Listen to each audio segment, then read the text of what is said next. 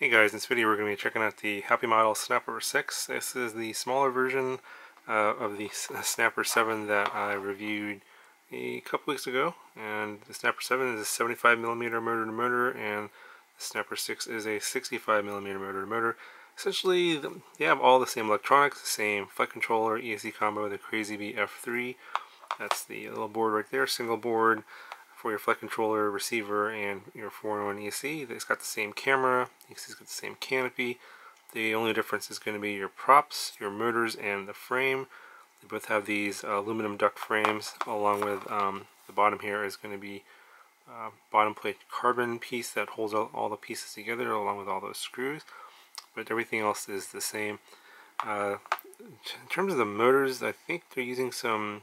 Yeah, they're using some 03, 06, 15,000 kV motors. Smaller motors, lighter than the 07, 03 that are on the Snapper 7.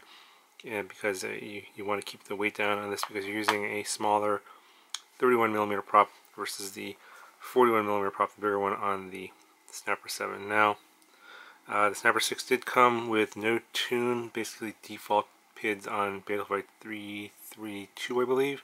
And just like on the Snapper 7, it did seem to fly just fine on those PIDs. The version that I got of the Snapper 6 was the standard version, whereas I got the basic version for the Snapper 7. Only came with one battery and nothing else. The Snapper 6 and the standard version came with 3 of these small 250 milliamp hour high volt batteries. These are 30 to 60 C and goes up to 4.35 volts. Comes with a little 2mm connector. And then you also, in addition to the 3 batteries, you get this pretty cool looking battery charger. Bango doesn't sell this separately, but you can get the basically the OEM version of this from AKK. I'll put a link down below if you want to check that out for your Snapper 7. You get 12 volt input from your DC charger here, or you can use a 46S LiPo, and then it can charge out. It's a 5 volt output from this USB port to your USB devices, and then you got 6 ports here.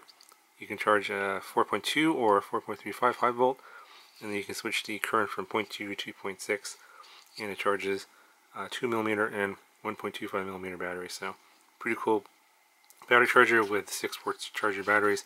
If you have a big, let's say 6S LiPo, you can charge a whole bunch of batteries with this charger. Now, as I mentioned before, this did fly pretty similarly to the Snapper 7. I saw that video. Guys, check that out. I'll put a card in the corner to that video. I got about 4.5 minutes of flight time on the batteries. This came with, I think I was flying with a 451S, and this smaller 251S on the smaller setup here. You do get less flight time. Again, it's getting about 2.5 minutes, almost 3 minutes of flight time on these 250 LiPos. If you go to like a bigger LiPo, maybe you could get a little more flight time, say like 300 if any of those exist out there. I think I've seen like a 260. You might get a little bit more flight time, but then you're adding more weight, and I'm not sure if you want to do that now. Obviously, on something as you go smaller and smaller, and these smaller motors, the acroability sort of kind of decreases a little bit more.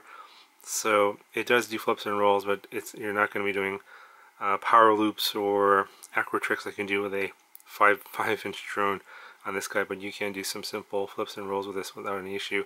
It does have plenty of power on the batteries that come with. I also flew it with the GNB high volt batteries. I thought those were a little bit better. I think those don't come with a little connector like this. It's just, the connectors come straight out of the battery.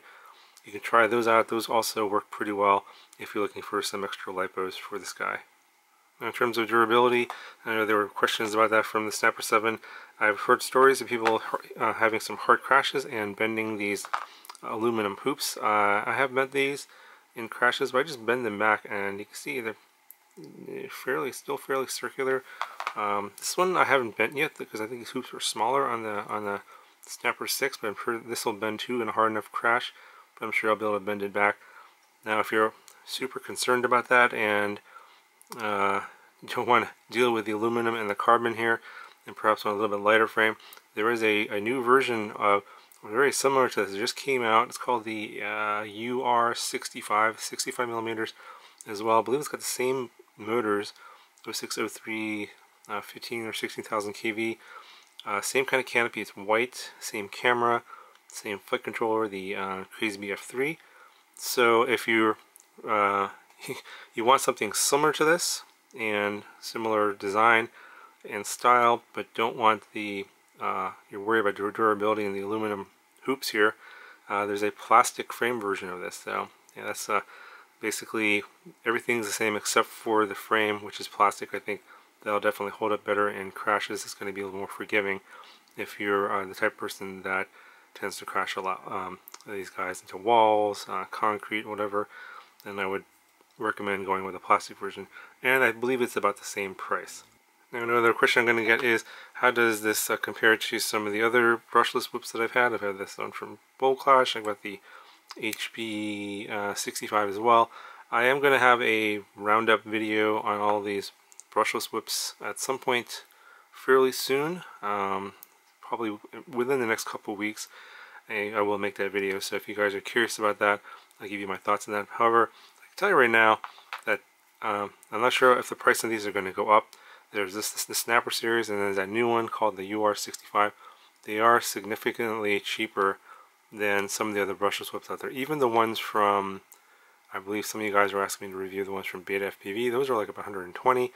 You can get this one, the basic version, with just one battery, for $83. So, you know, if you're looking at price and performance, these are pretty good value. So, I haven't actually made that video yet, but I'm pretty sure my conclusion is going to be just go with the cheaper option, because it does feel like good enough. And you know, are you going to pay 50% more for the Beta FPV one? And you know, is the performance going to be that much more than these? I don't have those. I don't have the Beta FPV versions of this, so I can't tell you for sure. But my thoughts are, or my thinking at this point is probably not going to be 50% better in terms of performance than these guys. So that's just about what I think, and I'm pretty sure that if once I do get those to review, that you'll find that the performance will be pretty similar to these. So if it's going to be pretty similar, I would just go with these guys, because you know, they're cheaper and they perform pretty well. Okay, so here's a weight measure, because everyone's going to ask me how much this thing weighs. 24.05 grams, and then the battery weighs 6.2 grams, and then with the battery and the quad together, we're at 30.3 grams. Okay, so I'll go ahead and I'll show you some flight demo footage. If you want the smaller version for tighter spaces, I think this is a good flyer. You know, you're going to get a little bit shorter flight times because of the smaller battery, but if you want a little bit more accurate performance, a little longer flight times, get the bigger one, the Snapper6. Those are going to be my thoughts between the two, and I'll have a longer video on, in general, in terms of all the brushless whips that are out there currently, so stay tuned for that video. That'll be out in a couple of weeks.